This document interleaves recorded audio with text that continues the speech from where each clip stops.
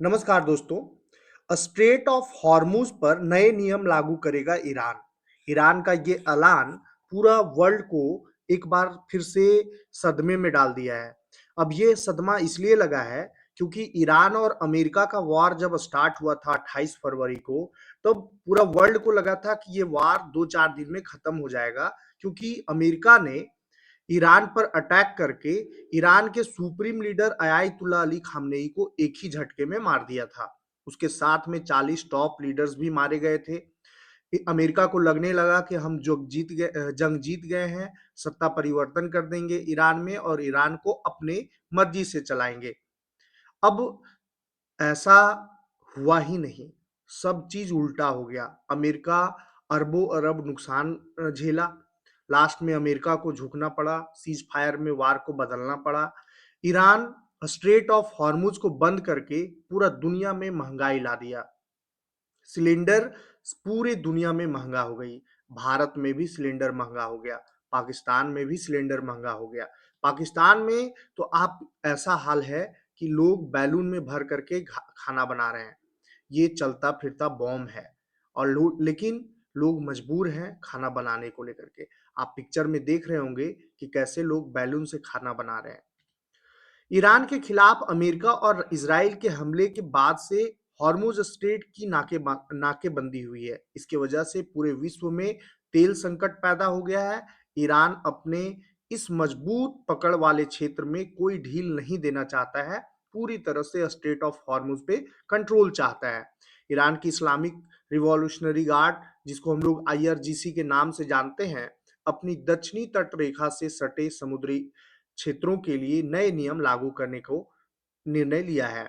ईरानी सरकार में ईरानी सरकारी मीडिया प्रेस टीवी के अनुसार इस कदम का मुख्य उद्देश्य अरब खाड़ी और हॉर्मुज जलडमरू मध्य जैसे दुनिया के सबसे महत्वपूर्ण समुद्री रास्तों पर अपना नियंत्रण और अधिक मजबूत करना है।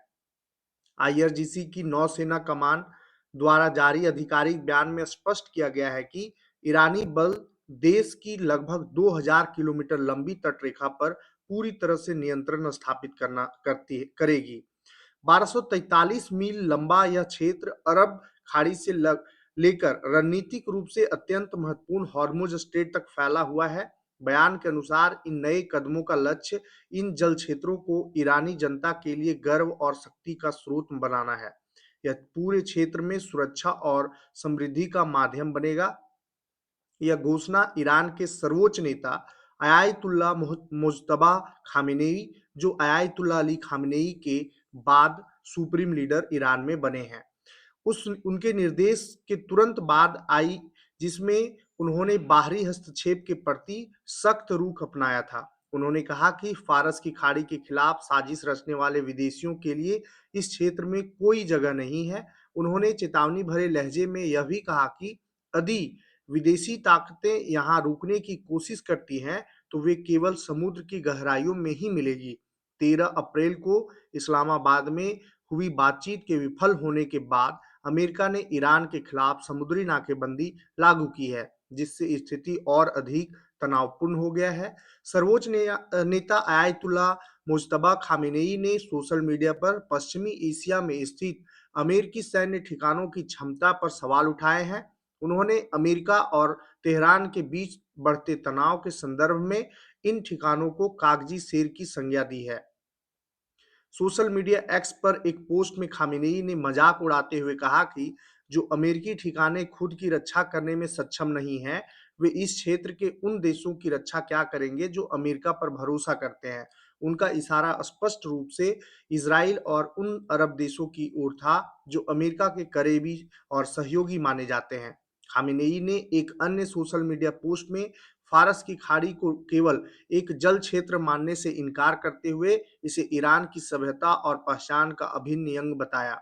उन्होंने कहा, फारस की खाड़ी केवल नीले पानी का एक विस्तार नहीं है, यह हमारी पहचान और सभ्यता का हिस्सा है, राष्ट्रों को जोड़ने वाला एक माध्यम है और वैश्विक अर्थव्यवस्था के लिए एक महत्वपूर्ण मार्ग है। खामेनेई ने भविष्यवाणी की है कि भविष्य में फारस की खाड़ी पूरी तरह अमेरिकी प्रभाव से मुक्त हो जाएगी। ईरान के सरकारी प्रसारक आईआरआईबी का रिपोर्ट के अनुसार उन्होंने पर्शियन गल्फ डे के अवसर पर कहा कि इस क्षेत्र का भाग्य इस क्षेत्र के देशों के हाथों में है और दूर बैठी शक्तियों को इसमें दखल नहीं देना चाहिए। उन्होंने मौजूदा वैश्विक क्षेत्रीय बदलावों को एक नई व्यवस्था की शुरुआत करार दिया। उनके अनुसार यह नई व्यवस्था ईरान की प्रतिरोध की नीतियों और क्षेत्रीय देशों के आपसी सहयोग से तैयार हो रही है, जिसमें बाहरी दखलंदाजी के लिए कोई स्थान नहीं होगा। इस तरह से ईरान ने स्ट्रेट ऑफ हॉर्मुज पर पूरी तरह कंट्रोल चाहता है और अपना नियम लागू करना चाहता है।